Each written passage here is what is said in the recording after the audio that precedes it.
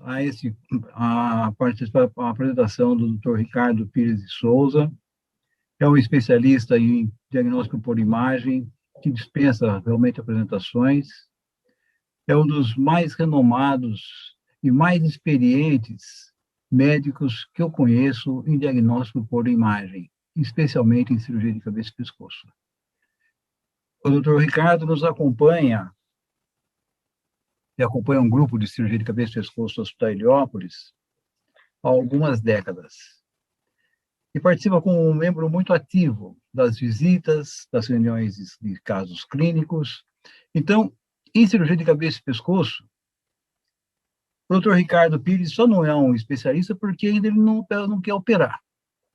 Mas ele sabe perfeitamente diagnosticar, indicar e contraindicar. Então, é um privilégio que nós temos hoje de ouvir o doutor Ricardo, e vocês terão a oportunidade, ao final da apresentação, de fazer-lhes perguntas e, seguramente, as perguntas pelas suas respostas, serão a contribuição que vocês levarão para o resto da vida. Muito obrigado, doutor Ricardo, pela sua gentileza de atender esse nosso convite, que muito nos honra. Em nome da Sociedade Brasileira de Cirurgia de Cabeça e Pescoço, então, quero agradecê-lo de coração. Muito Mas, bem. vou fazer uma apresentação dos 45 minutos, e depois nos abriremos, então, para perguntas.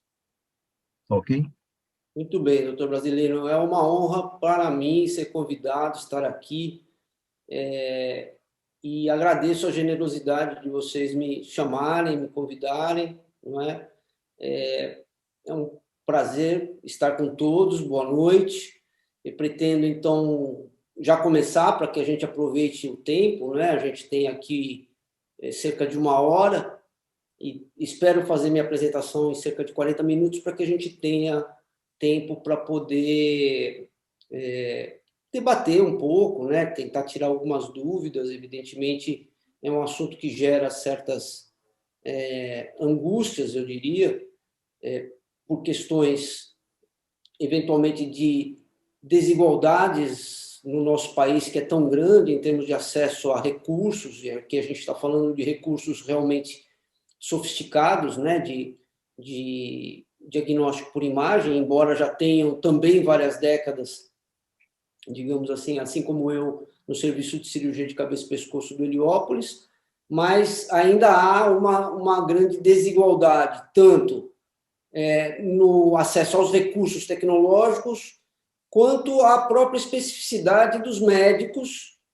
radiologistas principalmente, que dão atendimento aos cirurgiões no acompanhamento desses pacientes. Então, hoje a gente vai se focar nos exames de laringe, nos tumores de laringe, mas muito do que eu vou apresentar aqui, na verdade, são padrões que podem ser reproduzidos em outras áreas, como cavidade oral, orofaringe, nasofaringe e assim por diante.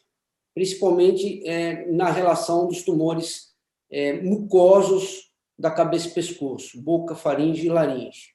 Muito bem, então vamos lá. A proposição hoje era de exames de imagem da laringe com câncer, quando e o que pedir e o que procurar. Eu vou procurar ser o mais direto possível. A maioria dos cânceres de laringe são carcinomas, espinocelulares, ou de células escamosas, e, portanto, se originam na mucosa. Nesse sentido, são acessíveis à visibilização direta, portanto, inspeção e o exame endoscópico. A retirada de um fragmento do tumor por meio de biópsia é obrigatória para que se possa fazer o exame anatomopatológico, eventualmente imunohistoquímico, e concretizar o diagnóstico do câncer. A palpação dos linfonodos cervicais é um procedimento também padrão na abordagem desses tumores, por estadiamento clínico, que é feito através da classificação TNM da UICC.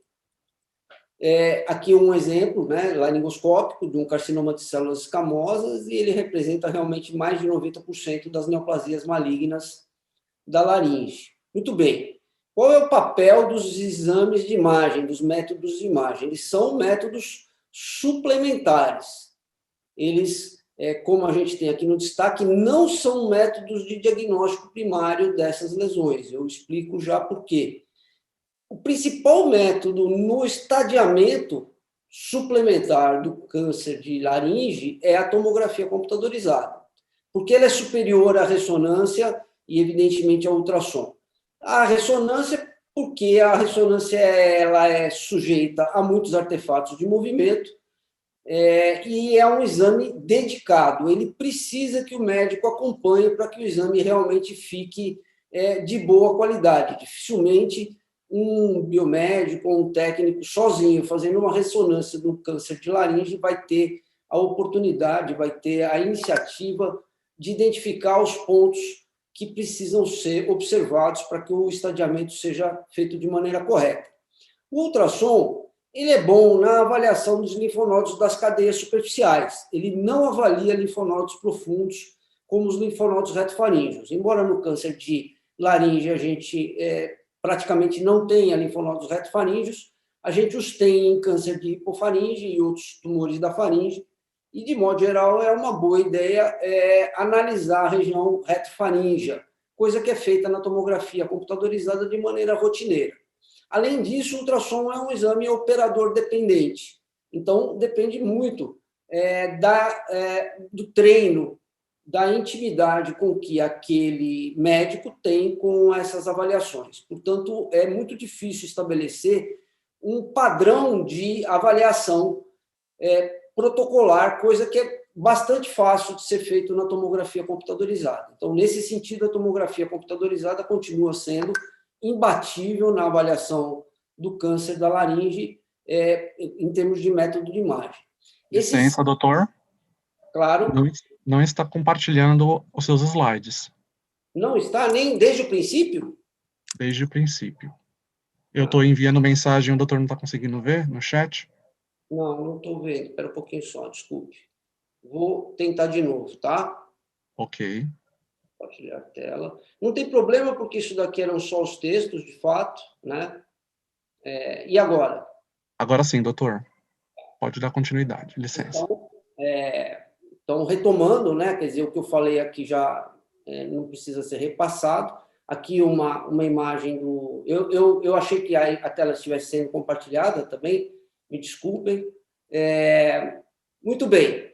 Quais são as funções, não dos métodos de imagem? Demonstrar extensões profundas das lesões primárias que sejam invisíveis ou pouco acessíveis ao exame endoscópico. E auxiliar na identificação de linfonodos suspeitos de envolvimento metastático. Basicamente, são essas as duas funções principais da tomografia computadorizada. Então, a gente atua no estadiamento do tumor primário, no estadiamento dos linfonodos cervicais e no segmento dos casos pós-tratados, que em si é um capítulo à parte, né? Porque se já é difícil fazer o estadiamento da lesão virgem de tratamento, depois que o tratamento é feito, principalmente o tratamento radioterápico, mas também o quimioterápico e o cirúrgico, realmente a anatomia fica ainda mais complexa e a avaliação das recidivas é uma coisa que exige bastante conhecimento do médico radiologista. Muito bem. Qual é a questão clínica? Uma das questões clínicas mais significativas do câncer de laringe é que ele é um tumor potencialmente curável. Então, há uma necessidade de se focar no estadiamento de uma maneira muito, muito estrita, principalmente porque a gente tem que diferenciar aqueles casos que são passíveis de tratamentos com preservação da voz, como a laringectomia parcial e a radioterapia. Isso exige, então, um estadiamento pré-terapêutico correto e o respeito ao princípio da radicalidade oncológica, ou seja, a gente não deve nem sobreestadiar, nem subestadiar, mas, principalmente, a gente tem que lembrar que o tratamento do câncer é a prioridade no nosso caso. Muito bem. Quais são as indicações de laringectomia total e por que elas são importantes para a gente? Porque elas, de modo geral, dizem respeito a áreas pouco visíveis, pouco examináveis pela endoscopia, que são envolvimento de espaços profundos, como espaços pré-epiglóticos e espaços paraglóticos, principalmente quando há um amplo envolvimento do pericôndrio interno da asa da cartilagem tireoide, a invasão da cartilagem tireoide e da cartilagem cricoide, né? Lembrando que enfim, todas as técnicas de cirurgias conservadoras com preservação da voz exigem a integridade da cartilagem cricoide, o envolvimento da subglote, que eventualmente pode ser difícil de ser abordado na endoscopia, e a invasão de tecidos perilaríngeos. Muito bem, a laringoscopia, então, como eu já falei, ela mostra muito bem o exame da mucosa, mas tem eventualmente dificuldade ou impossibilidade de avaliar espaços profundos, cartilagens, tecidos perilaríngeos e eventualmente uma dificuldade na subglote. Então, esses são os pontos críticos. Esses são os lugares em que a tomografia e, eventualmente, a ressonância magnética tem que se focar. A gente, embora vá examinar as outras áreas mucosas, elas não são nossa prioridade, não são a prioridade do radiologista, já que elas normalmente são bem visíveis ao exame endoscópico e o cirurgião já teve a oportunidade de avaliá-las. Muito bem. Esses trabalhos são trabalhos antigos, desde o princípio ficou muito claro que a tomografia computadorizada, principalmente, ela subavaliava casos de lesões superficiais, basicamente casos T1 e alguns casos T2 de câncer de laringe, e, embora ela avançasse no estadio de alguns casos de lesões, identificando invasões profundas, ela era mais útil naqueles casos T2 e T3 que eram reclassificados. Mas a importância dessa subavaliação de lesões superficiais indica o seguinte: uma tomografia computadorizada normal não quer dizer que o exame que o paciente não tenha câncer. Então, o fato de a tomografia não mostrar a lesão não significa que não haja uma lesão. Portanto, a tomografia não substitui o exame endoscópico, o exame laringoscópico, em hipótese nenhuma, não é? Então, o exame laringoscópico precisa ser feito. No entanto, vários trabalhos também mostraram que a associação de exame clínico laringoscópico com tomografia computadorizada é superior, seja a avaliação clínica sozinha, ou seja, a avaliação tomográfica isolada, né? Coisa que não faz muito sentido.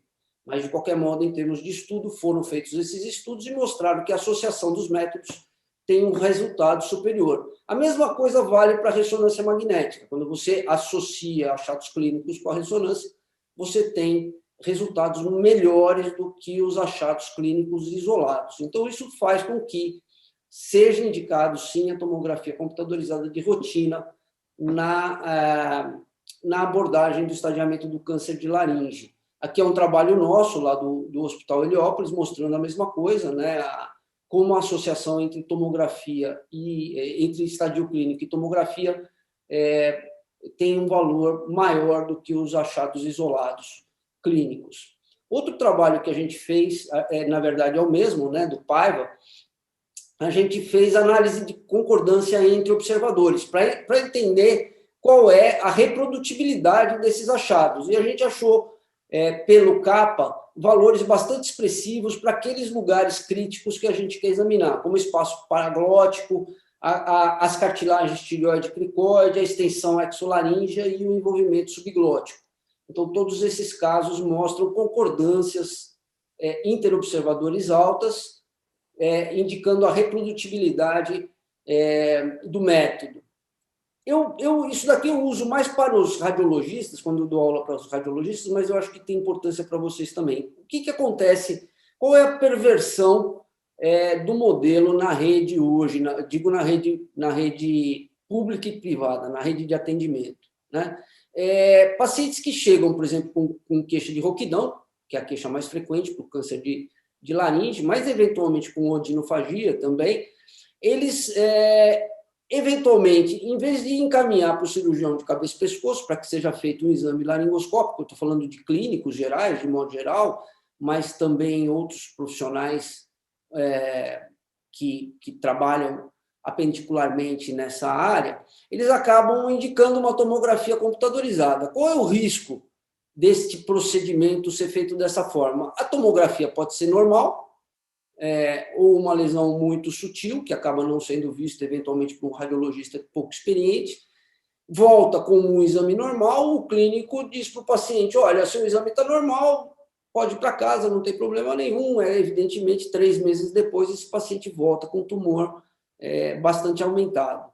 Então, eu tomo cuidado de sempre concluir os meus laudos desta forma: exame sem anormalidades detectáveis ao método, pequenas lesões mucosas superficiais podem estar abaixo do limiar de detecção do presente método, conveniente confrontação com achados de orolaringoscopia, não é? Eu tento, digamos assim, reforçar a ideia de que a tomografia computadorizada sozinha, sem o exame laringoscópico, ela não tem valor para excluir a existência do tumor. Muito bem. A laringe ela é dividida em 3 níveis: a supraglote, a glote e a subglote. Né? A gente passa uma linha horizontal no fundo dos ventrículos, o que está acima é a supraglote, passa uma outra linha 1 centímetro abaixo, e abaixo disso é a subglote, e entre as duas, contendo as pregas vocais principalmente, está a glote. Os subsítios da supraglote, os principais, são a epiglote, as pregas aripiglóticas, as pregas vestibulares e os ventrículos, conforme a gente vê aqui nesta fotografia do exame laringoscópico. Então, a epiglote, as pregas aripiglóticas, os ventrículos, que ficam entre as pregas vestibulares e as pregas vocais, e as pregas vestibulares. Muito bem. Nos tumores da epiglote, aliás, vale para todos os subsítios da laringe, as extensões elas são dependentes da anatomia, né? Ou o tumor ele cresce através da mucosa, ou ele cresce por uma extensão, por uma infiltração profunda, né? Já que é um tumor infiltrativo, um tumor não capsulado. Muito bem. O tumor originado na epiglote, aqui esses diagramas eles são bastante úteis, eu queria chamar a atenção. Infelizmente, é uma revista que não está... Eu não sei se vocês estão podendo ver a revista aí, suponho que sim, né? Quer dizer, ela é uma revista que foi publicada há algum tempo. Uma das autoras, a doutora Letícia dos Santos Araújo Rocha, acho que está aí na plateia, eu agradeço a participação nesse trabalho. Infelizmente, ela não pode ser facultada, né? Eu gostaria de facultá-la sob a forma de um PDF, mas eu fiquei sabendo agora e já autorizei que essa aula seja publicada no canal do YouTube, então vocês vão ter a oportunidade de poder rever essas imagens eventualmente mais tarde. Uma lesão da epiglote, não é? Nessa imagem sagital aqui da região, ela se estende inferiormente para o espaço pré-epiglótico. Aqui está o corpo do ocioide e o espaço pré-epiglótico, né? Lateralmente, ela iria para as pregas faringoepiglóticas e ariepiglóticas, e anteriormente envolve a valécula, eventualmente até a base da língua. Então, esses caminhos naturais, eles são os caminhos que são aqueles que a gente deve procurar, né? Como dizia um professor meu, a gente acha o que a gente procura e a gente procura o que a gente conhece. Então, aqui 2 imagens de tomografia no plano sagital e de ressonância magnética, mostrando a epiglote, a valécula, sua relação com a base da língua, o corpo do ocioide e o espaço pré-epiglótico com a sua densidade de gordura na tomografia, sua intensidade de sinal característica de gordura na ressonância magnética. Então, são imagens fáceis da gente identificar. Quando a gente vê no plano axial, a gente vê o corpo do ocioide e essa gordura do espaço pré-epiglótico logo à frente do pé da epiglote, não é? No espaço pré-epiglótico normal. E aí é muito fácil você identificar que isso está obliterado na presença de um tumor da epiglote. Então, o envolvimento do espaço pré-epiglótico tem significado de extensão profunda para espaços profundos da laringe. Então, aqui uma outra lesão de epiglote, espessando a epiglote bastante na região da ponta. A gente vai acompanhando esse espessamento até que a gente vê o ocioide e a obliteração do espaço pré-epiglótico. Mais para baixo um pouco, a lesão ela até transfixa a membrana tireoide através da incisura tireoidiana.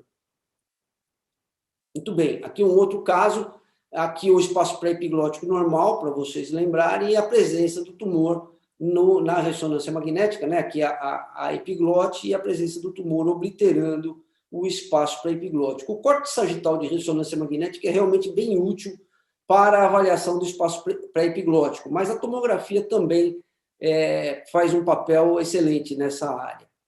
Os tumores da prega epiglótica, eles são um problema, né? Porque ele pode ser tanto um tumor de laringe, de prega epiglótica propriamente dito, como eventualmente um tumor de seio piriforme, já que a prega, o muro areoepiglótico, é uma zona de fronteira entre a laringe e a hipofaringe. Muito bem. Anteriormente, um tumor de prega epiglótica, ele vai para a prega vestibular e para o espaço paraglótico, ou seja, ele facilmente ganha o espaço paraglótico anteriormente. Posteriormente, ele pode envolver o seio piriforme, assim como lateralmente, e superiormente, ele pode se estender para a epiglote e inferiormente para as pregas vocais, para a glote. Muito bem, então aqui a prega areoepiglótica, a prega areoepiglótica normal do lado direito e do lado esquerdo uma lesão restrita à prega areoepiglótica, coisa que não é comum da gente ver lesões tão pequenas. O normal é a gente ver lesões maiores, como essa, não é? Uma grande lesão de prega areoepiglótica. E aqui vocês já observam o angustiamento do espaço paraglótico, o espaço paraglótico amplo do lado direito. Neste nível mais baixo, já da prega vestibular, a gente vê que existe, além da obliteração do espaço paraglótico, uma interface de contato ampla com o pericôndrio interno da cartilagem tireoide, também a presença de um linfonodo metastático necrótico, e mais para baixo a gente vê as pregas vocais íntegras, ou seja, inferiormente a lesão ainda não alcançou as pregas vocais. Isso aqui é só um exemplo do relatório. Eu uso um relatório que se sobrepõe ao relatório do exame loco-regional clínico. De modo geral, eu uso a mesma estratégia e faço um relatório muito sintético, né? Assim, rapidamente.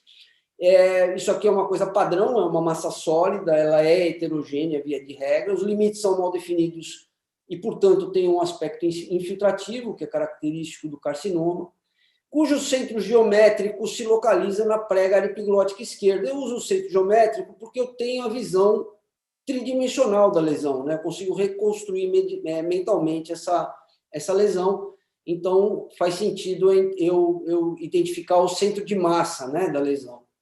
Anteriormente, a lesão se estende para a prega vestibular com obliteração do espaço paraglótico adjacente e ampla interface de contato com a face interna da asa da cartilagem tireoide. Cartilagem tireoide e prega vocal sem sinais tomograficamente detectáveis de envolvimento, linfonodomegalia e hipodência no nível 3 à esquerda. Basicamente é isso. Isso é um relatório padrão e eu me ocupo de fazê-lo o mais sucinto e direto possível. Uma lesão de prega vestibular, ela lateralmente vai envolver o espaço paraglótico e a cartilagem tireoide, não é? Anteriormente, ela também pode ir para a cartilagem tireoide, para a região da quilha, da cartilagem. Posteriormente, ela vai pegar a prega areoepiglótica e seio piriforme, eventualmente, não é? Superiormente, ela pode ir para a prega areoepiglótica e a epiglote, e inferiormente para o ventrículo e para a prega vocal, ou seja, ela pode transfixar o ventrículo e ir para a prega vocal. A prega vestibular ela é fácil de ser identificada e de ser diferenciada da prega vocal, porque ela não tem um músculo tiroaritenoide, então ela tem os espaços paraglóticos amplos e com densidade de gordura. E aí a gente sabe que a gente está na prega vestibular. Muito bem. Aqui uma lesão de prega vestibular se estendendo anteriormente, obliterando o espaço paraglótico, né? Vocês veem o espaço paraglótico normal do outro lado. Ela se estende posteriormente para envolver o seio piriforme.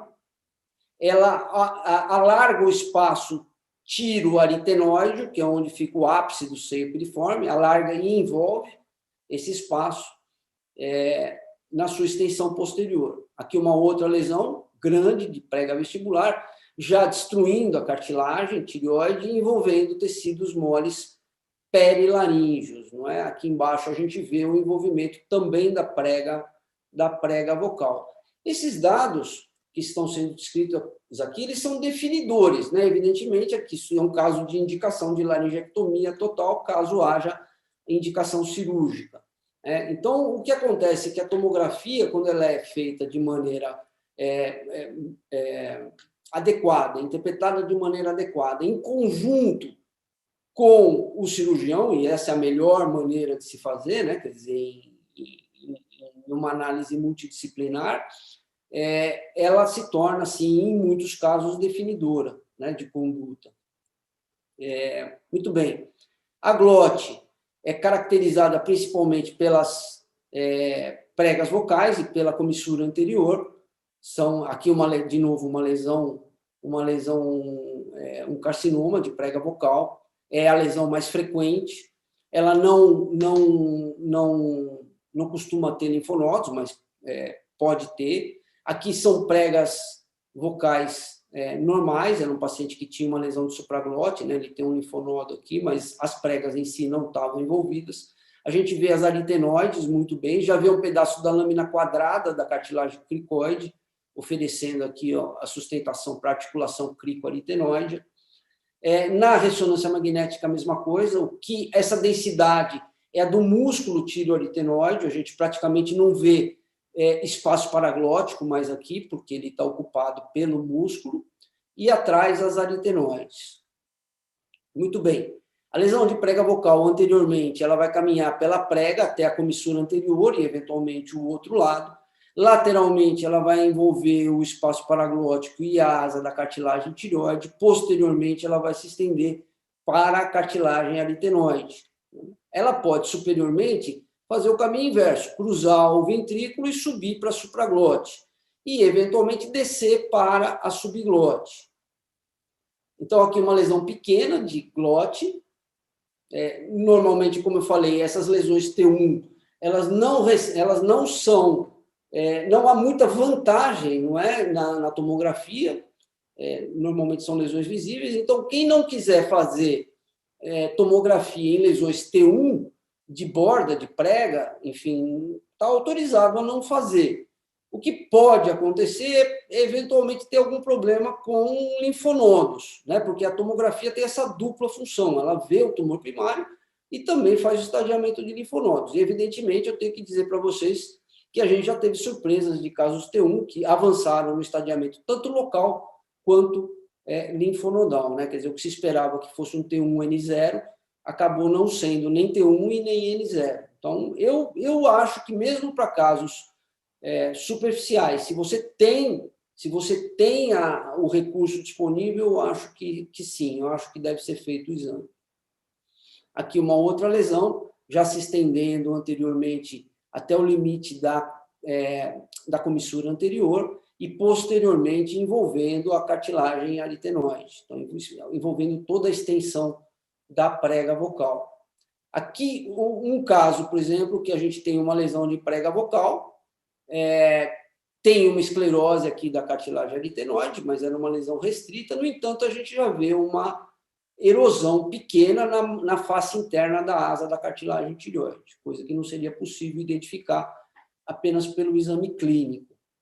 Muito bem, aqui uma outra lesão, também de prega vocal, então a prega vocal bem espessado, a esclerose da cartilagem aritenoide pode indicar sua infiltração tumoral ou um processo inflamatório peritumoral, não é?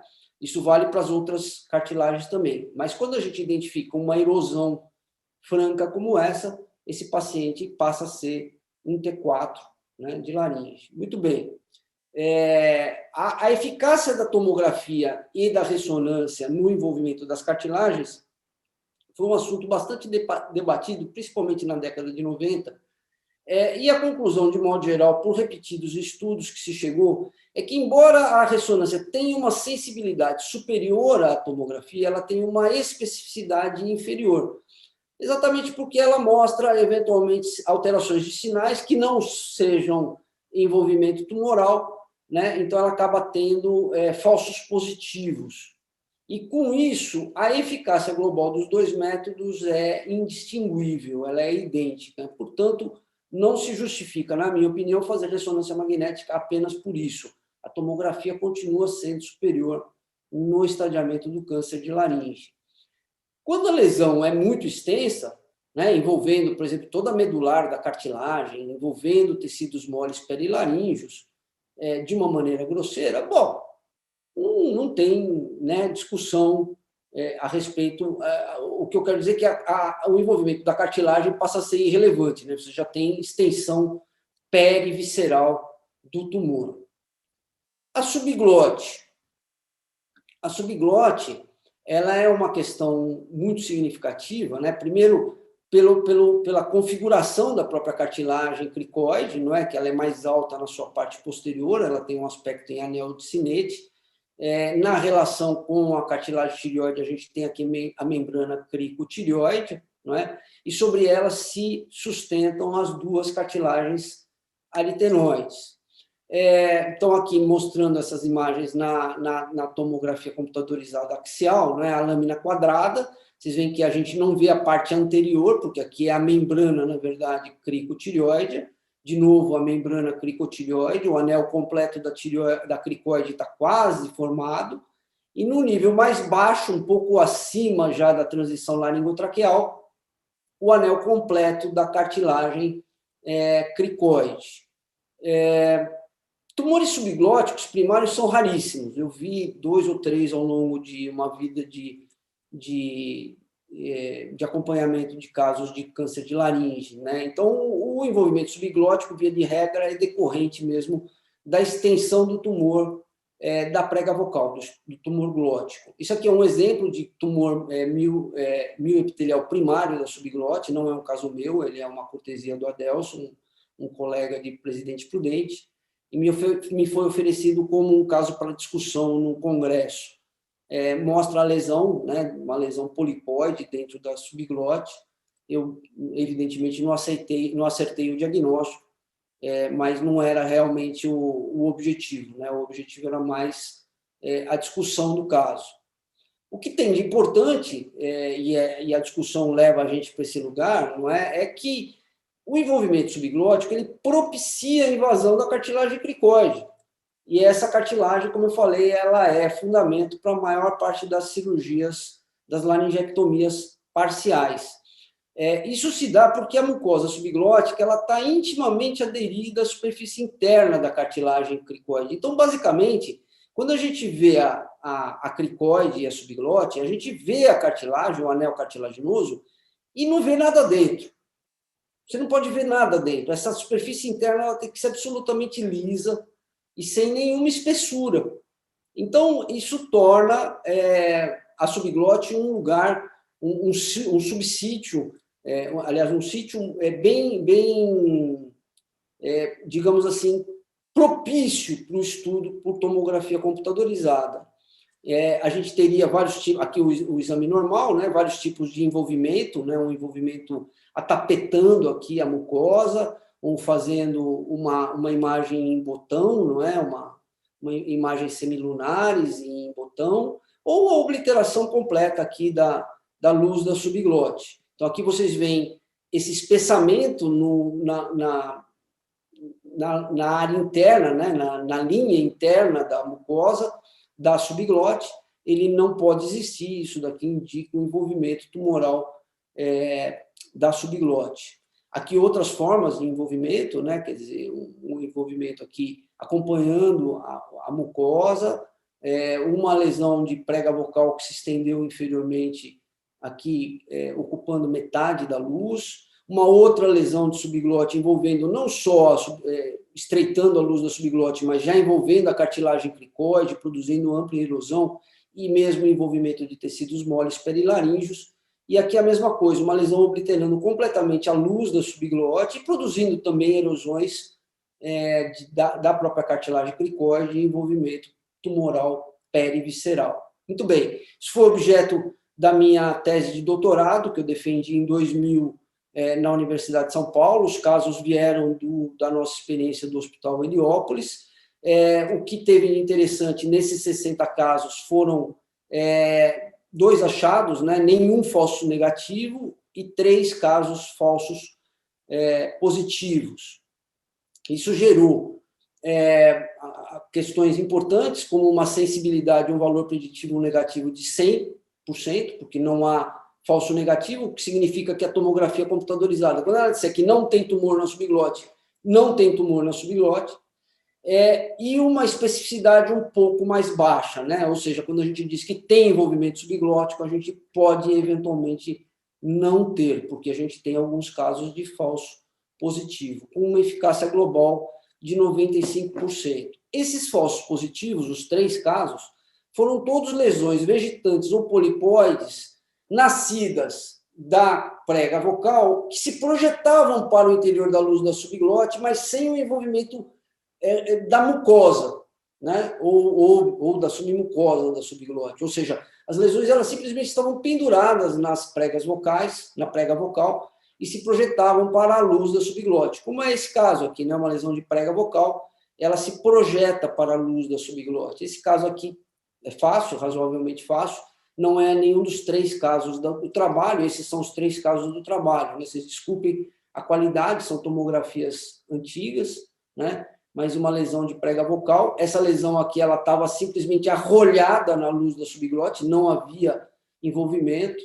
Aqui a mesma coisa e aqui a mesma coisa, tá bem? Então era uma rolha, basicamente. Como era um estudo sob controle, esses pacientes eles foram para a avaliação intracirúrgica e 2 deles foram submetidos a laringectomias parciais, porque se identificou esse arrolhamento, né?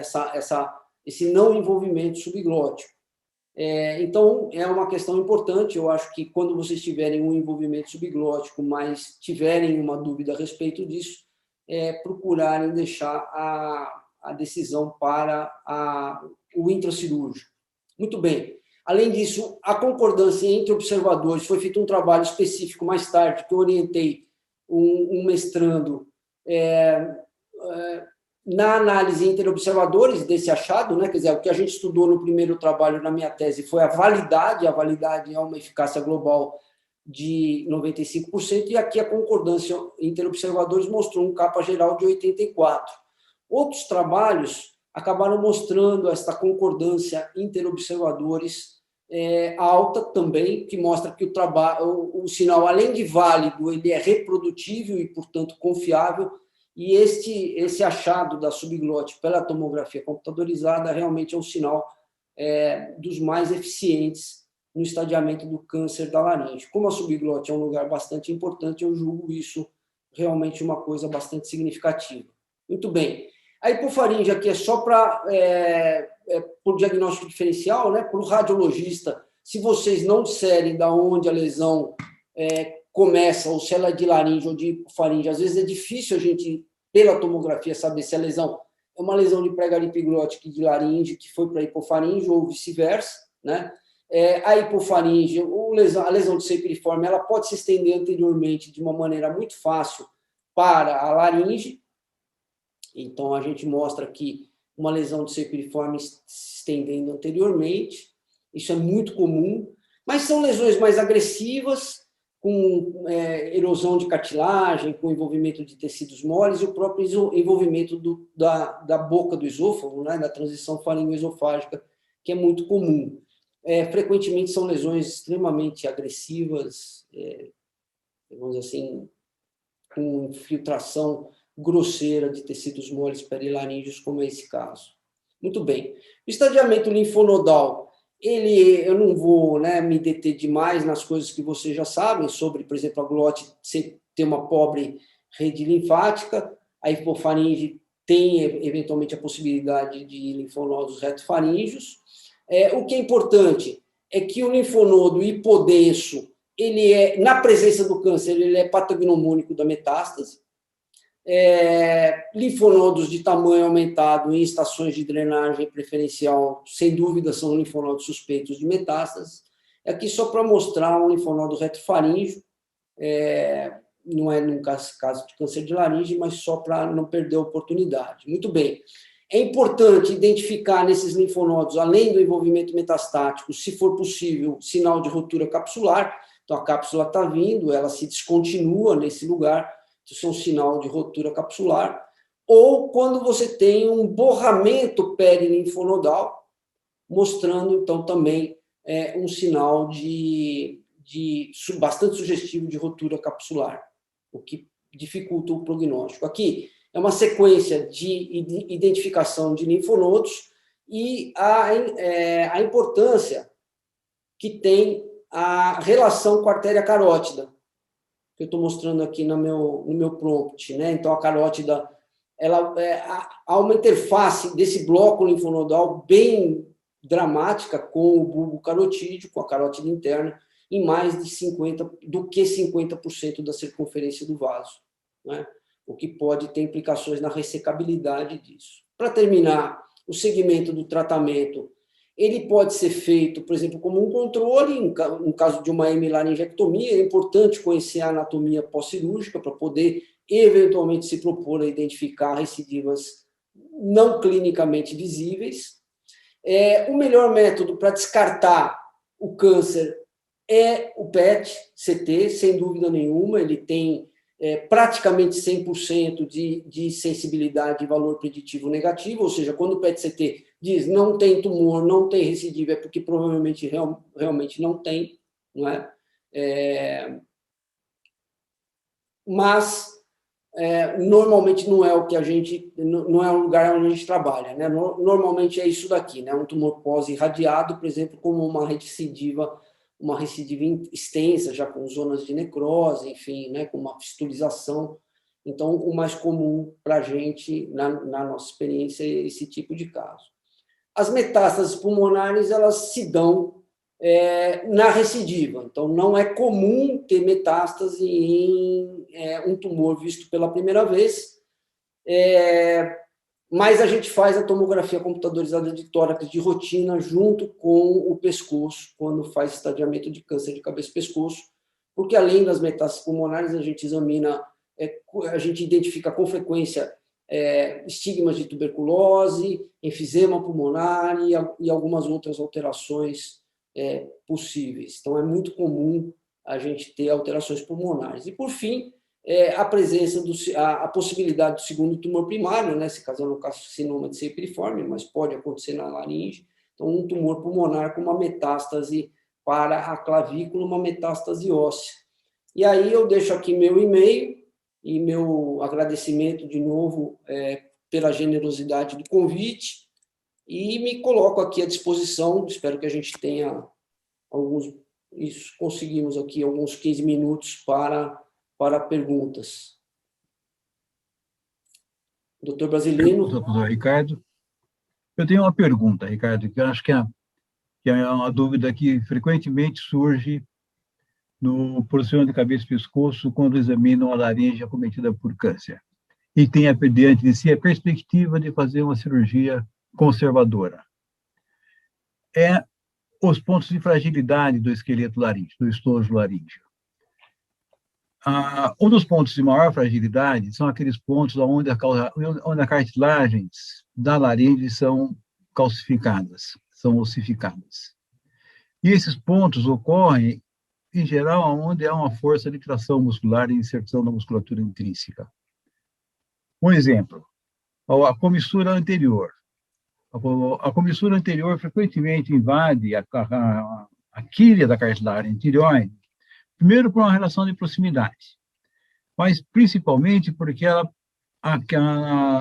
esse é um dos pontos que mais precocemente o revestimento interno da cartilagem tireoide, do pericôndilo interno, que é uma barreira para a progressão do tumor, na altura da quilha da cartilagem tireoide, ele se ossifica e deixa de ter como se for uma área ossificada, é um ponto de fragilidade e de facilidade da progressão do tumor. A minha pergunta é o seguinte: como a gente pode distinguir as áreas do esqueleto laríngeo que estão comprometidas pelo tumor e que apresentam áreas de opacificação ou irregularidade? É a ossificação ou é a invasão tumoral?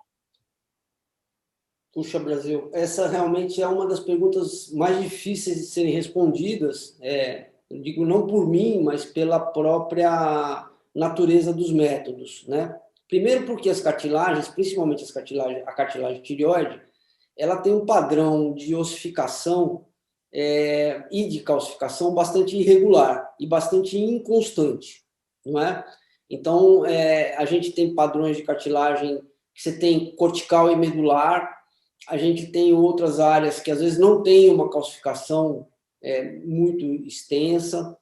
Então, é um padrão bastante heterogêneo, mesmo dentro de um mesmo indivíduo, ou seja, você tem áreas da cartilagem de um jeito e áreas da cartilagem de outro. A questão ela é tão complicada, digo assim, quando a gente vê uma erosão como aquelas que eu mostrei ao longo da apresentação, ok, ali o problema maior é o radiologista não ter treinamento suficiente para identificar uma erosão discreta, mas isso não deveria acontecer, né? Na verdade, as pessoas têm que ter especificidade para fazer esse tipo de exame, só que a gente sabe que isso, de modo geral, no Brasil afora, não é bem assim, né, que acontece. Agora, para além disso, ou seja, considerando que o profissional ele tem qualidade para poder fazer essa avaliação, o problema não termina aí. Primeiro, porque na tomografia você tem essas heterogeneidades, essas irregularidades, e assim, não é possível responder tua pergunta com o método. Então, já te adiantando, a resposta é essa, o método ele tem um limite, ele não vai conseguir responder isso que você está falando na maioria das vezes, se for muito sutil o achado. E aí, se passou a usar a ressonância magnética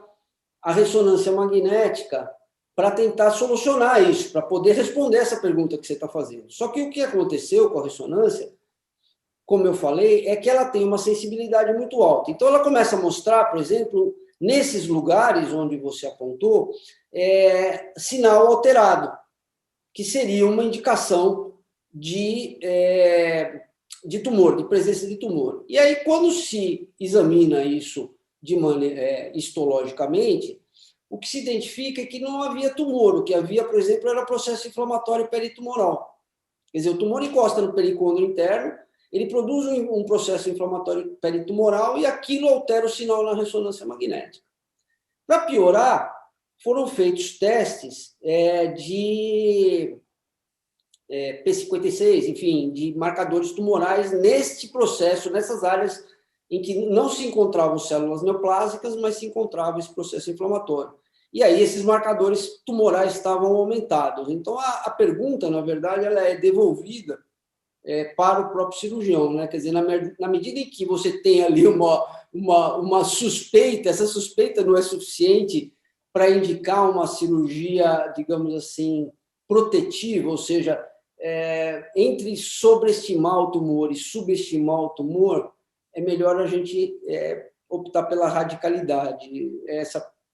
Embora, na verdade, quando a gente faz o estadiamento, a gente sempre estadia para menos, né? No sentido de dar a chance para o paciente de receber o tratamento mais adequado. Mas esse é um dilema que, por mais que eu queira, vamos dizer assim, estar de braço dado com o cirurgião, é o cirurgião que tem que responder, no final das contas, essa questão. É muito difícil isso que você perguntou. Muito obrigado. Pergunta ao doutor Ricardo.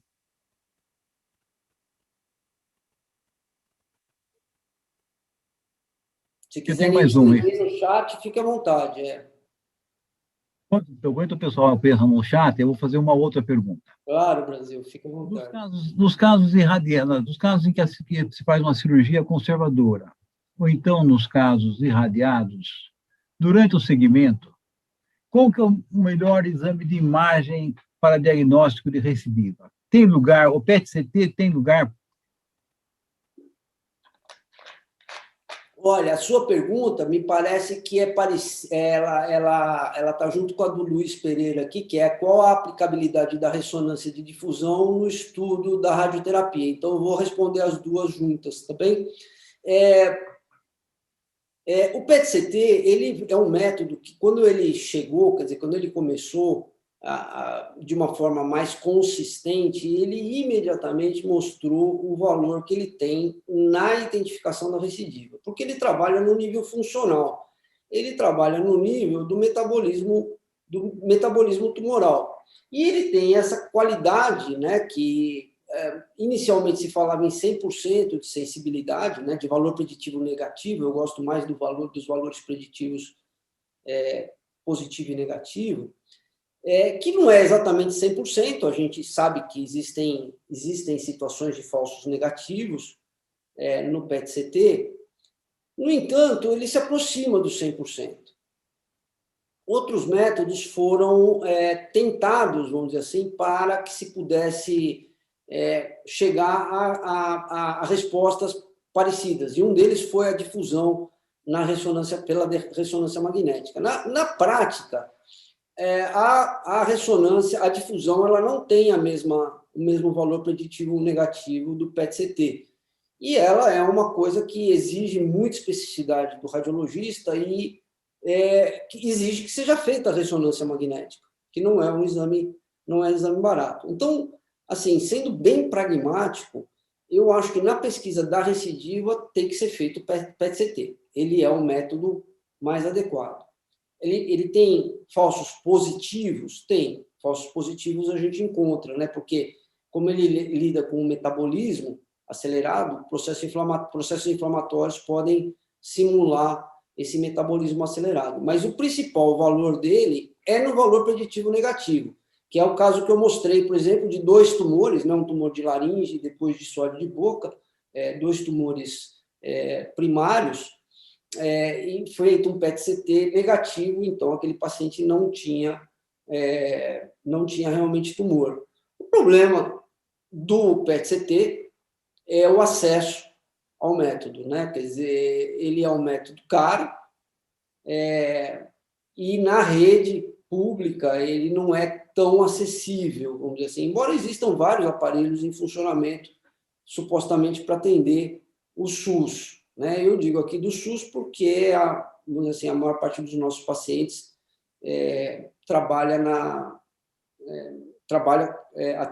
chega através do SUS, mas isso também, o raciocínio também vale para a rede privada. O fato é que uma ressonância magnética de primeira linha, né, feita com o intuito, por exemplo, de fazer uma distinção de ressonância magnética, de recidiva tumoral, também será, evidentemente, bastante cara. E também não será fácil de conseguir através da rede. Então, noves fora, eu prefiro, eu acho que o PET-CT é um método mais indicado para a pesquisa de recidiva ou para excluí-la. Tem mais uma pergunta aqui.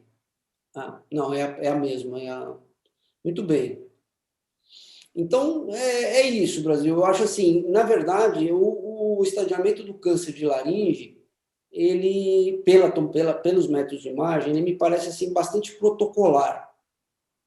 Por que eu digo isso?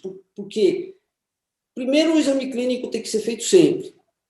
E, como eu falei, existe uma perversão na rede que acaba atrasando o diagnóstico dessas lesões, porque quando não é um cirurgião de cabeça e pescoço que faz o primeiro atendimento, a tendência do clínico é pedir uma tomografia computadorizada. E se o exame vier laudado como normal, não é infrequente esse paciente ser enviado para casa. Olha, o doutor radiologista falou que a tomografia está normal, o senhor não tem câncer, pode ir embora. Né? E isso não está certo. Na verdade, esse paciente tem que ser encaminhado para alguém que possa fazer um exame laringoscópico. Nem que seja uma laringoscopia indireta, mas tem que ser feito o exame laringoscópico. Não é? Então, essa seria a rotina, e por isso a minha preocupação com aquele detalhe no laudo, né, daquela observação, né, de lesões mucosas superficiais estão abaixo do limiar de detecção do presente método. A segunda questão muito protocolar é que eu acho que não adianta a gente inventar muito. O exame que tem que ser feito é a tomografia computadorizada. Então, quem não tem acesso precisa encontrar um acesso a esses, porque os pacientes exigem isso, né? No sentido, o que exige é a gravidade da doença desses pacientes. Então, eu eu tive a oportunidade, por teleradiologia, de atender pacientes de Porto Velho durante uma época, e eram muitos indígenas que iam de diversas regiões ali de Rondônia, né, para Porto Velho para fazer o exame de tomografia computadorizada. Enfim, isso já tem alguns anos, então eu, assim, na minha cabeça, na minha ideia, eu acho que assim, não deveria existir lugares no país onde esse recurso não estivesse disponível para a rede pública, para quem atende câncer neste nível de complexidade. E a terceira questão que eu considero protocolar, quer dizer, a primeira é o exame laringoscópico sempre, o exame clínico sempre, né? A segunda é a tomografia computadorizada como método de eleição no estadiamento. E a terceira questão é, em havendo a possibilidade, na pesquisa de recidiva, depois da tomografia computadorizada, é o PET-CT. Se você não resolveu com a tomografia computadorizada, então o método de eleição é realmente o PET-CT. Essa é a minha opinião. Por que o PET-CT? Porque se você está pensando em recidiva, você também não está pensando só na recidiva local e só na recidiva regional. Você também tem a recidiva à distância como uma recidiva possível. Portanto, o PET-CT ele abarca todas essas possibilidades e ele tem uma amplitude maior. Esse seria o protocolo, digamos assim, o caráter protocolar com que eu vejo a questão. Não havendo mais perguntas, doutor Ricardo? Eu não estou te ouvindo, Brasil. Não? Agora sim. Então, eu quero agradecer, Ricardo, a sua disponibilidade em compartilhar seu vastíssimo conhecimento sobre radiologia de cabeça e pescoço em particular, e laringe especialmente, que seguramente foi uma das aulas que mais podem contribuir para dar uma indicação em cirurgia de cabeça e pescoço, uma das áreas de mais difícil escolha das alternativas terapêuticas. Muito obrigado. Parabéns pela aula. Eu que agradeço, Brasilino, a honra. Pode me convidar sempre que eu venho. Boa noite a todos e muito obrigado.